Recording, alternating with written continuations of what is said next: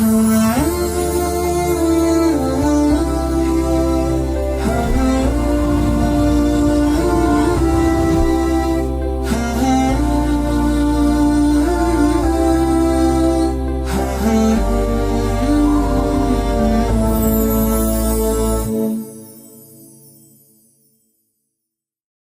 aleikum të dashur shikues. Takojmë edhe sonte në këtë natë për netëve të bekuara të Ramazanit, me një temë të re, me një trajtim të ri, me shpresën dhe lutjen Allahut subhanahu wa taala për dobit të cilat do t'i fitojmë dhe të gjitha këto të rezultojnë me përkushtimin tonë në adhurim dhe me shijimin e adhurimeve të cilat i bëjmë. Fillimisht i dëshirojmë se ardhi hoxhës së nderuar Faruk Luaj. Hoxh, mirë erdhe. Mirë. Kënaqësi të jemi së bashku. Lësë Allahun xhaleshanuhu t'u pranoj ibadetet dhe adhurimet që i bëni gjatë të kohës e sidomos këtë muaj. Allahumma amin. Hoxh, Ramazani muaj i adhurimeve dhe ibadeteve, por sigurisht se edhe dituria dhe mësimi është një nga adhurimet dhe ibadetet që besimtari mund ta zbukurojë dhe mund ta hjeshoj veten e tij gjatë këtij muaji. E sidomos kur flasim për njerëzit të cilët Allahu xhaleshanuhu i ka zgjedhur ata, e i ka përzgjedhur që të jenë bardhësit e shpalljes, të jenë njerëzit të cilët do ta lidhin tokën dhe qiellin, të jenë njerëzit të cilët do t'i mësojnë njerëzit ata e cila është e dobishme dhe ata e cila është e mirë për ta. Pra kur po flasim për pejgamberët e Zotit, apo flasim për njerëz shumë të veçantë, apo po flasim për njerëz të zakonshëm siç ishin njerëzit e tjerë. Bismillah, alhamdulillah, wassalatu wassalamu ala rasulillah. Gjithsesi, e përmende që pejgamberët janë ata të cilët janë mes qiellit edhe tokës. Mesazhi i tyre është që vjen prej Allahut dhe ata janë ndërlidhës mes mesazhit të Zotit dhe të njerëzve.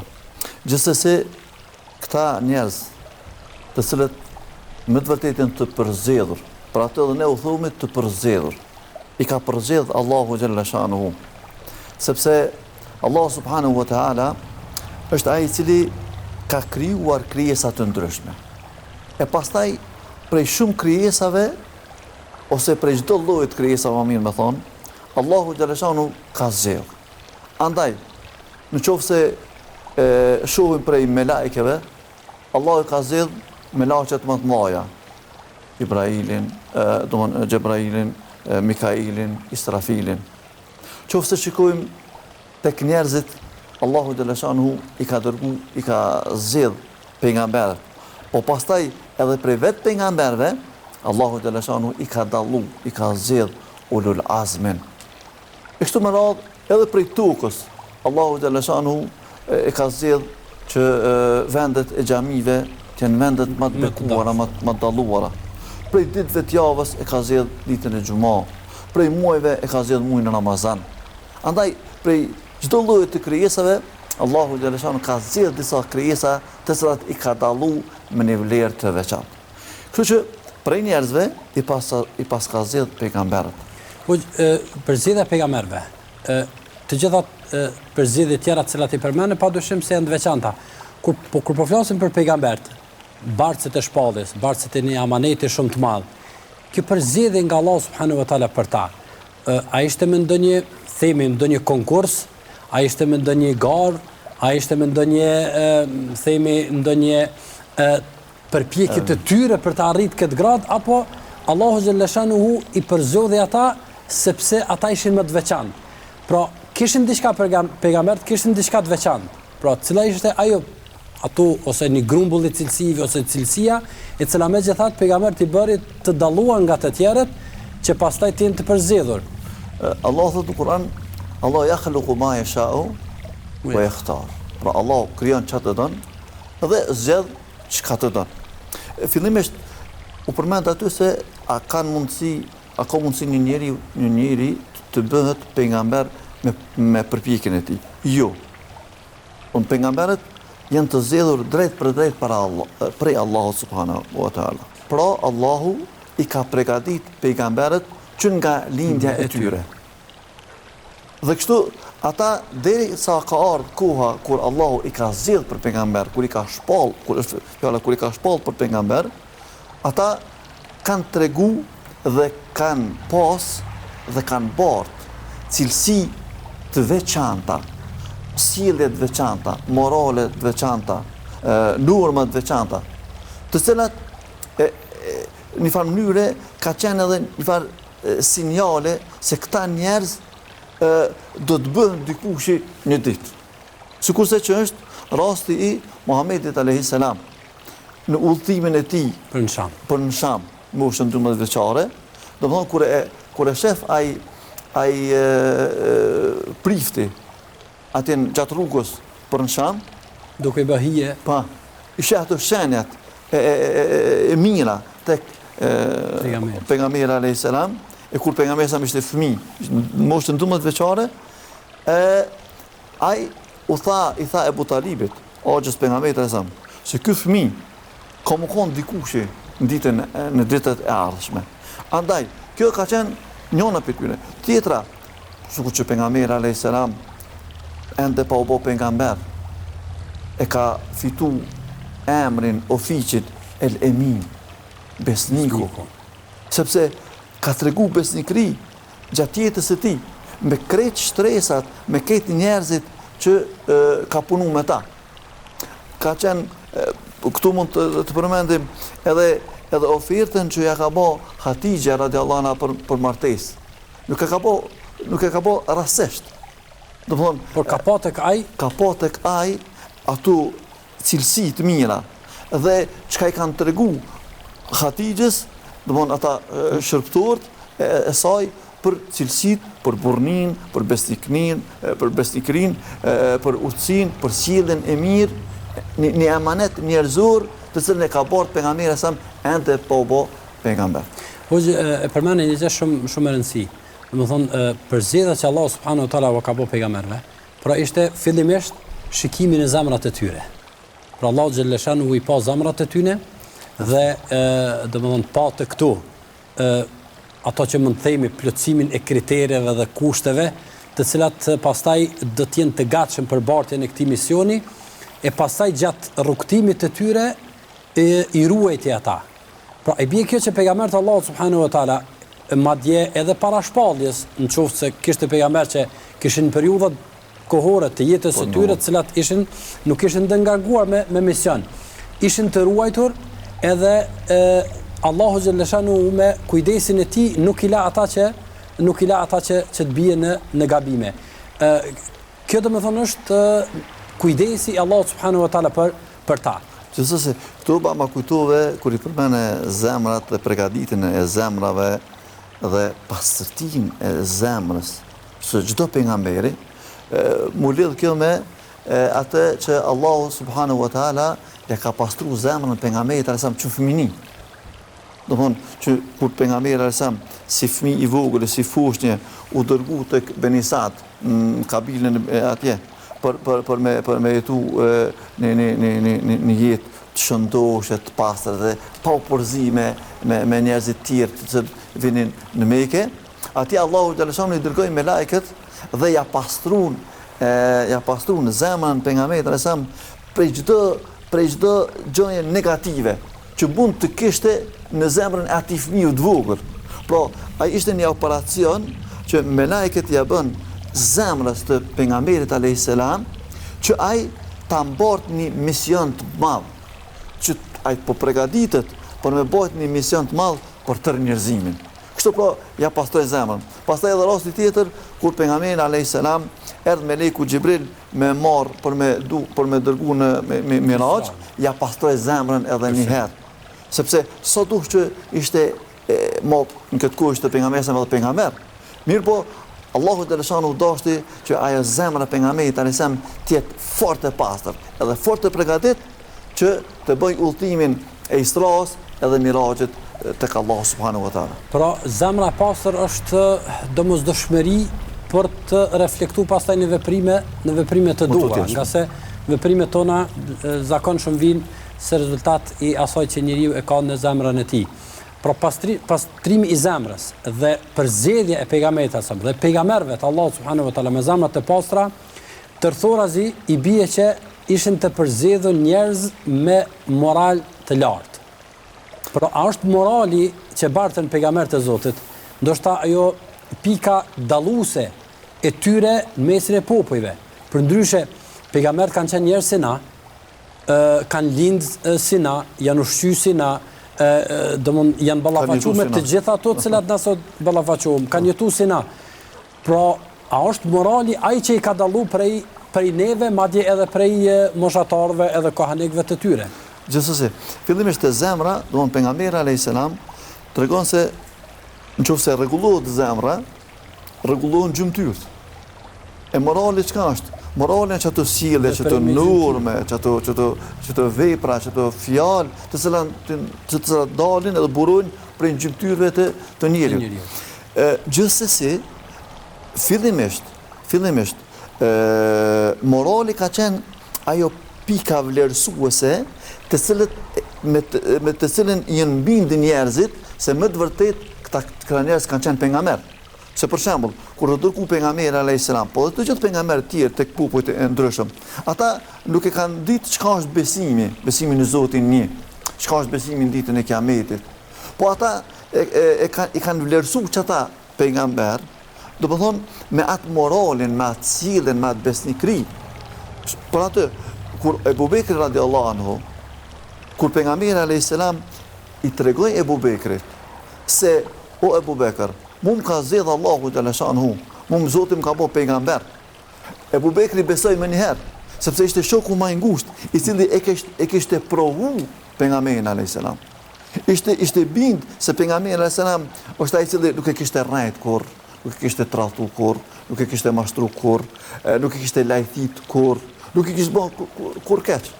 Do të thonë, kjo e bindi Ebu Bekrin ose ndërmës tjerash se me të vërtet ky është pejgamber i Allahut xhaleshan. Gjithashtu edhe rasti i Hatixhes radiallahu anha, kur kthy pejgamberi alayhis salam prej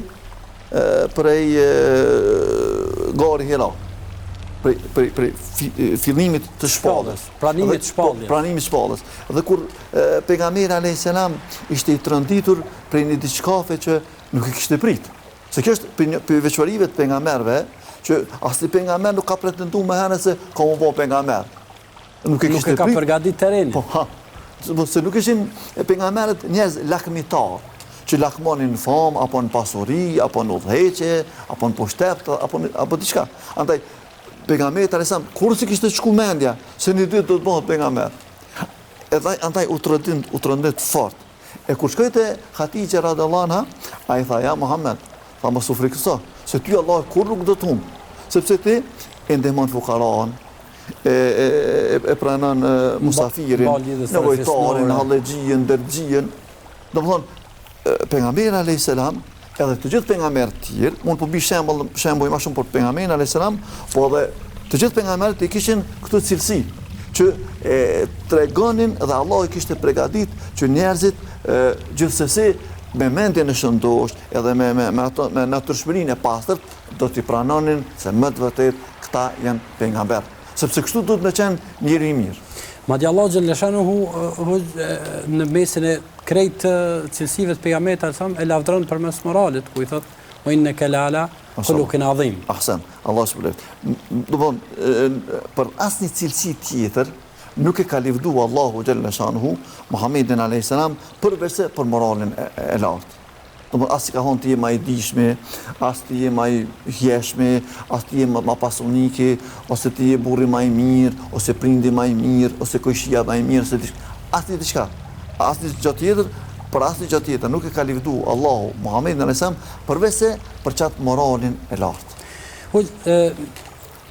Padyshim se kthimi jot në referenca të sakta, sidomos tek pejgamberët e Zotit, është ndoshta prej domosdoshmërive të edukimit ton, madje të edukimit të gjeneratave të njerëzve. Nëse e hedhim në shikim historisë e pejgamberëve, do të shohim se pothuajse secilin prej tyre Allahu xhaleshanuhu e ka përmend me diçka e cila e veçon në aspektin e moralit. Qose përmendim edhe të asaj që e kanë ofruar ata të njerëzit, qose përmendim Ibrahimin alayhis salam do të shohim bujarinë e tij, qose përmendim Ejubin alayhis salam do të shohim sabrin e tij e kështu me radhë. E pastaj te pejgamberi sa pothuajse që janë mbledh të të gjitha këto normat moralit. Pra, diçka prej këtyne shenjave ose prej këtyne shembujve të cilat ndoshta në këtë muaj të Ramazanit në dëshirën tonë për të pajis me diçka e cila është e dobishme dhe vlefshme të Zotit, ndoshta të na shton edhe neve diçka prej ambicies tonë që të përngjajmë atyre. Allah shpërblet.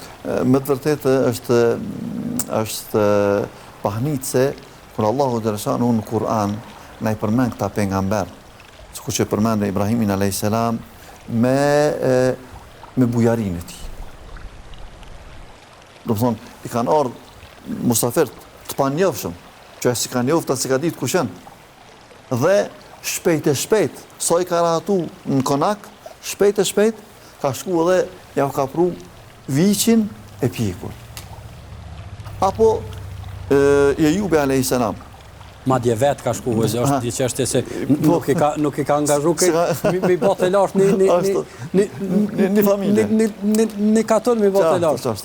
Do të thonë, çashtu pro Ibrahim alayhis salam. Te Ejubi alayhis salam për sabrin, për durimin, për atë smundje të gjatë, e smundje të rënë, ka bë sabër, ka bë durim. E kemi për gjenatat e reja, e kemi Jusufin alayhis salam, i cili bani sabër, bani durim në të situata para asaj zojës dhe urdhënit të saj, e byrë të mbyllura, e të na kushtet për me bani një lajthitje, për me bani një gabim, për me bani një lëshim, për me rëshit, ka e keqja, bani sabër, bani durim. A'udhu billah. Zotin arrujt që unë me bom katë. Kurse pejgamberi sallallahu alaihi wasallam ka pas thuajt që se përmende që Allahu xhaleshanu i ka grumbullu të pejgamberin sa krejt këto cilësi të mira. Njëna prej tyre është butësia e pejgamberit sa, për të cilën Allahu xhaleshanu ja ka përmend në Kur'an që sikur mos ishte butësia yte o Muhammed, njerëzit do të iknin prej teje. Pra ka qenë i butë. E butësinë pejgamberit alayhis salam na i tregon edhe na i transmeton shumë mirë Enesi radhiyallahu anhu. Ai djali i vogël, 10 vjeçar, të cilën e kishte sjell nona vet dhe ja kishte dhënë Muhamedit alayhis salam, ja kishte ofruar Muhamedit alayhis salam për me shërby pejgamberit alayhis salam. Dhe thot Enesi radhiyallahu anhu, thot i kum shërby pejgamberit sa 10 vite. Dhe kur nuk më ka thonë pse e bane këte ose pse se bane këte. 10 vite. E në tregon dikush prej neve që një fëmijë i tij i ka që tash 15 vjetë ose ma shumë. Në tregon e fëmija që baba jem nuk më ka vikat kur. E thot Enesi pëllo, 10 vjetë edhe s'u ka thonë kur. Thot njëherë Enesi radhiyallahu anhu thot në pa dërgu pejgamberi sa më dikon për një porosi. E thot unë kur dola për pejgamberin sa i pash do fëmijë të lut tjetër do moshatar edhe isha habit me ta. Thot pejgamberi sa prit se po kthehet Enesi nuk u kthy. Edhe dur tash pejgamberi sa thot edhe po. Thot tha ja Enes, çfarë tu më thon? Tha i thash po Resulullah, edhe heca, nuk u tha kur gjë. Domthon butësia e pejgamberit sallallahu alaihi wasallam. Sigurisht se ka shumë cilësi, por kam dëshirë të ndalim në një çështje, sidomos te kjo pjesa e fundit na pa bën një sfidë një nga hoxhallarët e mëdhenj në Medinë, Sheikh Yahya. Na pa thonë ai nëse për 10 vjet pejam sa nuk është bën nervoz me të kalu kufet, na pa thonë në sfidë një javë tha, pra do të shohim mas një javë se kishim takim javor. Sigurisht se di ndoshta a kemi mujt dikush me kalu testin ajo. Padyshim se sile pejgamberi sa morali i tij madje ka qenë determinuese në pranimin e Islamit nga të tjerët, siç është rasti i atij beduinit kur erdhi dhe pejgamberi i dha mes dy kodrave gjithçka çka kishte pe baktive dhe domethënë ai ndjenja se ky nuk e fiksohet varfrisë dhe u kthyte popullit vet i tha banu musliman, po do të mënolte një çështje tjetër hoq. Ato të cilën e përmendet ti dhe mendoj se është një nga shembujt shumë të nevojshëm, e madje nuk po kam dëshirë me na ik pa u ndal pak te ky. Ai është rezistimi i Jusufit alayhis salam për të mos e prish moralin e tij, nderin e tij, mos me prek nderin e tjetrit, madje në rrethana shumë të vështira. Madje dietarët kanë thonë se rrethana lehtësuese i ka pas për mirë rreth 10 rrethana lehtësuese, të cilët sot njerëzit në aspektin e shkeljes së moralit, e sidomos kur përmbyset morali, sot njerëzit me lehtësinë më të madhe ofrohen tek gjërat e ndaluara, tek e keqja. A duhet të na shërbej shembulli i Jusufit alayhis salam, që ne duhet të rezistojmë në moral në bazë të asaj që feja ka thënë moral, dhe nuk duhet të lëshojmë nuk duhet të bim prej e këtyne përmbysjeve, e këtyne joshjeve, dhe cilë duhet tjetë për pozicioni jonë përballë një prishje morale kur ajo përhapet. A duhet në shërbej për lehtësim, apo neve duhet ta kemi mekanizmin e rezistencës pavarësisht asaj që e shohim edhe ballafaqohemi me ta. E përmenda më herët se të rasti Jusufit alayhis salam, kur ju ka afrua jo zoja, ka thonë, me'adhallah, Zoti më ruajt. Populli thonë, mazallah. Pra, kjo me'adhallah, kjo na kupton fillimisht që njeriu do të jetë i lidhur me Allahun. Dhe duhet të kërkoj ndihmë që Allahu ta ruaj. Pra atë sepse njeriu me qenin e vet dhe me fuqinë e vet është i dopt. Wa khuliqal insanu dhaifa. Njeriu është i krijuar, është i dopt. Njeriu vet është i dopt. Pa Allahun është i dopt. E pastaj pa imanin, pa besimin, pa shoqërinë, pa shembullin e mirë. Allah ka thonë, lekat kana lekum fi rasulillahi uswatun hasana. Për juve shembulli më i mirë është Muhamedi alayhis salam. Andaj na e kemi shembull Muhamedit alayhis salam, po e kemi shembull edhe pejgamber të tjerë. Pra, në një që të jemi të lidhur fort me Zotin xhaleshanu. Të jemi të lidhur fort me Allahun xhaleshanu. Të jemi të bindur se kjo botë është brekalimtare. Kjo botë ka përcen. Çdo kënaqësi e kësaj bote është momentale. Çdo kënaqësi e kësaj bote e ka fundin, kalon. Mëkati shkon mbetet dënimi, padyshim. Tek lidhja me Zotin, a duhet të aktivizojmë edhe domosdoshmërisht edhe dobësinë tonë, pra që të mos e çojmë veten tonë tek vendet ku mund të bim prej e joshjeve, pra sepse është shpeshherë një lloj loje që njerëzit e bajnë me shkumje në vendet e caktuara, me ekspozimin e veprimeve caktuara e pastaj ankesës po u bën. Nuk bëhet nëse njeriu ndoshta nuk i merr preventivat e caktuara. Këtu janë këtë çka po thotë, mund ta lidhim me dy citate. Një Allah ka thonë wala taqrabu zina. Mos i afro zinas. Ka thonë mos i afro. Citati parë. Citati dytë, wala tattabi'u khutuwat ash-shaytan. Mos i pasoni hapat e shejtanit. Andaj, që ka ardhur në citate, shiqimi është një shigjet prej shigjetave të shejtanit. Shiko, shpesh herë neve bisedojmë, tash ne jemi si prind, kemi fëmijë, edhe me moshatarët, edhe me baballarët, edhe me xhamatin, edhe me prind, shpesh herë bisedojmë po fëmijët e tanë. A mund po kujdesmi për ta, a mund pirujmë për ta. Unë thamë shpesh, një, na do të lusim Allahun që fëmijët e ta të ruajmë. Prindi si prind, na nuk kena mundësi magjike që na me përcjell fëmijën tonë kudo që të jetë. Ti je në punë, ti je në angazhem, ti je në obligimet tua, fëmija jote është në shkollë, është në kopsht, është në qoftë është bajritur, është në punë, është në studime, nashta edhe jashtë qytetit, nashta edhe jashtë vendit, është me shoqërinë e vet. Andaj fillimisht na t'ja bojmë hizmetin që të lutim Allahun xhaleshanhu shumë që të na ruajë neve edhe familjarët tanë. Andaj edhe për aty në citateve, domethënë që na ka mësuar Zoti në Kur'an që neve më na bë imam, domethënë më na bë pres në takvallak, po edhe familjarët tanë. Andaj të bëjmë shumë do, të bëjmë shumë lutje për familjarët tanë. E ne kur në një bëjmë lutje të Zotit xhaleshanu. Po krahas me këtë edhe ne ruhemi. Andaj Allahu xhaleshanu e ka përmendur një shembull atë në surën Kehf, që e ka rujt pasardh, jo vetëm pasardh, po e ka rujt pasurinë. Gjenerata, po. Pasurinë e ka rujt për hatër që prindi i tyre ose gjyshi ka qenë besimtar i mirë. Andaj na të mundohemi që të jemi besimtar të mirë, ta afrohemi sa më shumë ka takvallahu, të bëjmë lutje fort te Allahu xhaleshanu për veten tonë, edhe familjarët tonë, e pastaj edhe t'i marrëmi sebepet. Do të thonë, sebepet gjithsesi duhet t'i marrëmi. Sepse Allah pas ka thonë wala taqrabu maswafra. Se kur ta bësh atë, po, preventive. Edhe ai hadithi tjetër i pejgamberit alayhis salam, që ai bariu që i ruan kopën e vet, nëse e afron te kufiri, në dele do të kopë dezertu, come dola ne. Kufinit.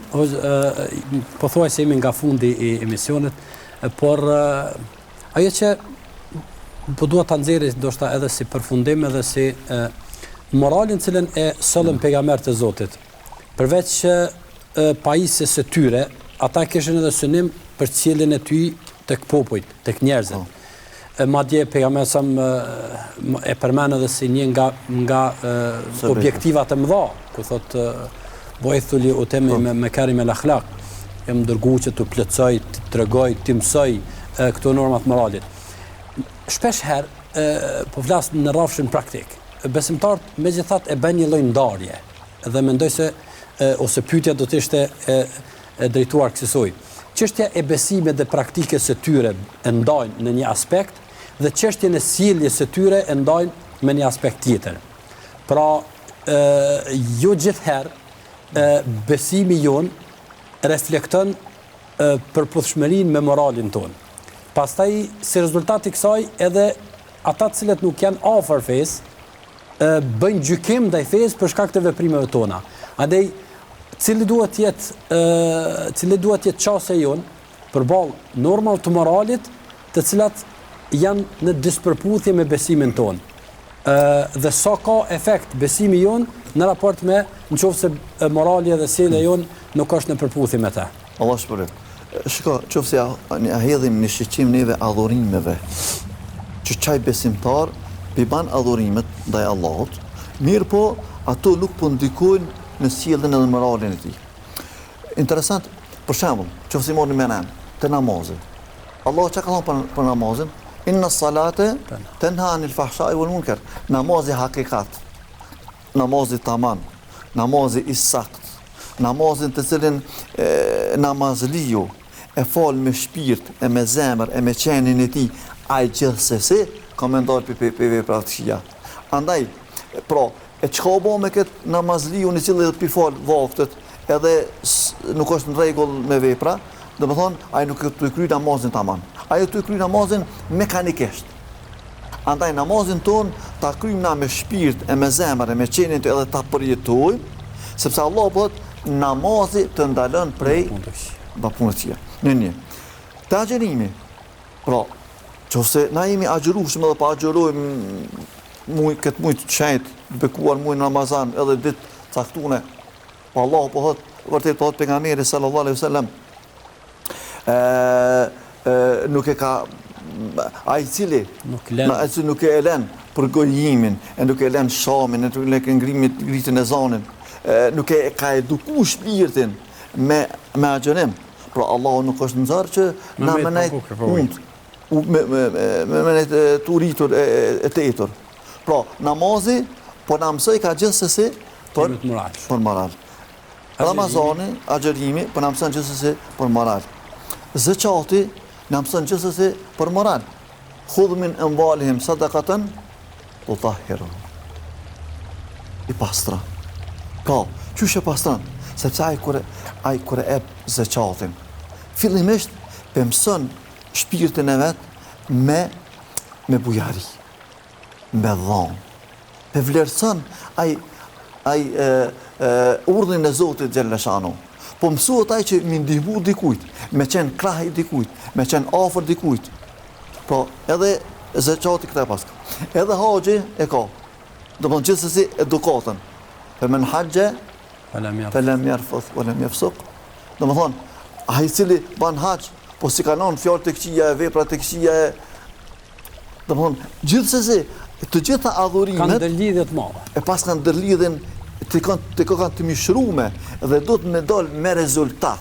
Sa herë na të falemi, sa herë të agjerojmë, sa herë të japmi sadake, zeqat, e sa herë të bëjmë në haqe, të him një hram, gjithsesi, do të kjo të rezultoj me rezultate në sjelljen tonë, moralin tonë, fjalët tona, në veprat tona, sepse si duket krejt këtu na afrojnë te Zoti, po unë tham kështu, feja jon i ka dy krah. Një krah e ka Allahu, një krah e ka njerëzit. E që krahi që është ka Allahu, që është shahadeti, namazi, zeqati, agjerimi, haxhi, adhurimet e zemrës, gjithsesi duhet të reflektojnë në krahun tjetër që ne të kemi sjellje me njerëzit shembullore. Le të na mbetet ky muaj një nga qëllimet të cilat synojmë të arrijmë fund të tij edhe pjesa e moralit dhe edukatës. Inshallah në fund të Ramazanit të dalim me Ramazan të pranuar, të dalim me një besim të fortë, edhe të dalim të edukuar me edukatën më të mirë. Allah shpërblet hoxh. Do të pranoj punë dhe veprat e mira. Amin. Shikues të dashur, pejgambert njerëzit më të përzgjedhur nga Allahu subhanahu wa taala bartën normat më të larta të moralit. Ato i jetësuan në jetën e tyre e me to reflektuan dritë tek pasuesit e tyre. Çdo kush që dëshiron të ngjaj atyre duhet të pajiset me moral, sepse besimi pa moral mbetet i përgjysmuar, e ndoshta në fund të fundit mbetet edhe në humbje për shkak të peshës së rëndë dhe për shkak të pasojave që bart morali i keq. Dhe në takimin tjetër, Allahu xhalla shanuhu pas mëshirën e rahmetin e tij.